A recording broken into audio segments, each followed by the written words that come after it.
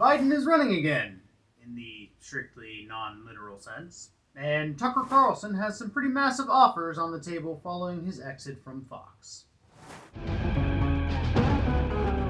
So, two pretty major things happened last week. The first is that the Biden campaign announced a sequel, which they should know never do as well as the original. That 41% audience score for Weekend at Bernie's 2 is higher than Biden's actual current approval rating, by the way. That currently sits at 39%. The Democrat reaction to Biden's announcement was, polite. If elected to a second term, Biden would be 86 at the end of it, and most Americans, even those from Team Blue, think that that is too old. Still, though, recent polls show the majority of Democrats still voting for Biden if he is the nominee, which does appear likely given that the only other announced candidate thus far is Robert Kennedy, who is seeking the Democratic nomination as an anti-vaxxer and will be absolutely crushed by the incumbent Biden because of it. That said, Biden is struggling in the most important demographic, independents. Republicans and Democrats will likely vote for their party candidate, even if it wasn't their first choice. Or if they were truly disenfranchised by their candidate, they may not vote at all. But it is very rare for them to flip to the other side.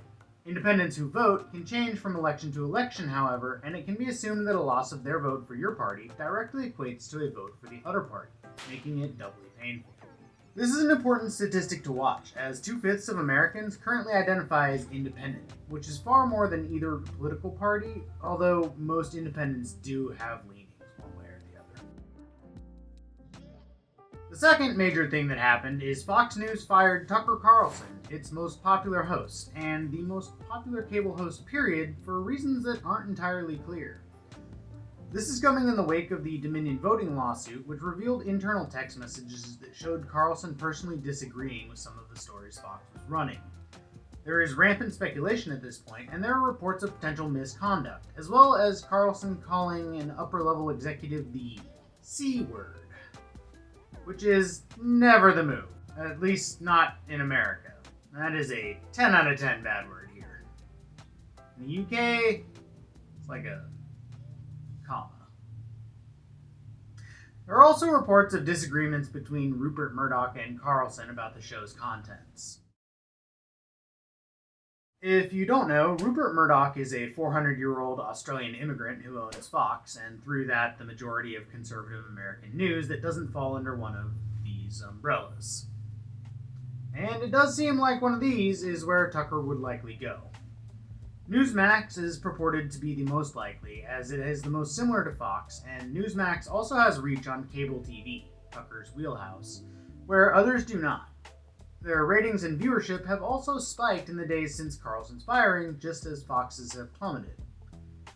Newsmax is also the only one of these that was actually founded before the 2010s, so there's that. One American News is another option, as one of their current hosts noted in a not at all passive-aggressive manner during one of their broadcasts. Robert Herring extends invitation to Tucker Carlson to become host at network in a multi-million-dollar offer. That's legit. That's real news. Mr. Herring did make a substantial offer, which would be several million more than Fox paid, to my chagrin, because I don't make that. But anyway, it's Tucker. It's not about me. OAN is typically considered to be fairly far-right, and in my opinion they don't have quite the brand recognition, reputation, or core audience of the others, so I don't think this is where he will end up. The Daily Wire is another option, and they certainly seem to have the resources to throw their hat in the ring, though they are notably the only ones on the list that have not publicly done so. Tucker was making somewhere between $15 and $20 million a year at Fox, which is more than what the Daily Wire offered Steven Crowder, and that was a pretty big offer. For someone as wildly popular as Tucker Carlson, though, any serious offer will likely contain company stake and creative freedom, which brings us to the most recent, maybe the most long shot, but also possibly the most interesting offer. Patrick Bet-David, founder of Valuetainment, posted an open offer to Tucker Carlson on Twitter on May 2nd, offering $100 million over 5 years. That's $20 million a year for any Marines out there. He also offered an equity stake, board seat, creative freedom, and is open to negotiation. That tweet and the subsequent YouTube video about it are both near to and will likely be over 1 million views by the time you're watching this video, which is indicative of just how popular Tucker Carlson actually is. It seems like everyone has a vocal opinion about where Tucker should go. Newsmax, Daily Wire, Straight to Hell. Pretty much the only one who hasn't made a public opinion about it is Carlson himself, and there's a reason for that. It was reported that Carlson was fired very abruptly and did not know that it was coming. His last words on air with Fox were something along the lines of, "We'll be back Monday," so it's apparent that he wasn't expecting to be fired.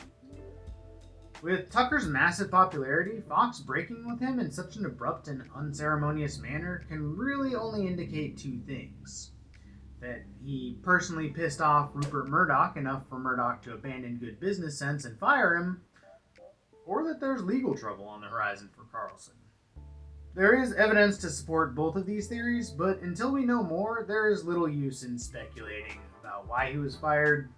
We're going to find out eventually. More recently, a text message with Carlson talking about how white guys fight was released, but this seems more like smoke than anything. I'm pretty sure that's not why Fox actually broke with him. So, where do you think Tucker will end up? Let me know in the comments.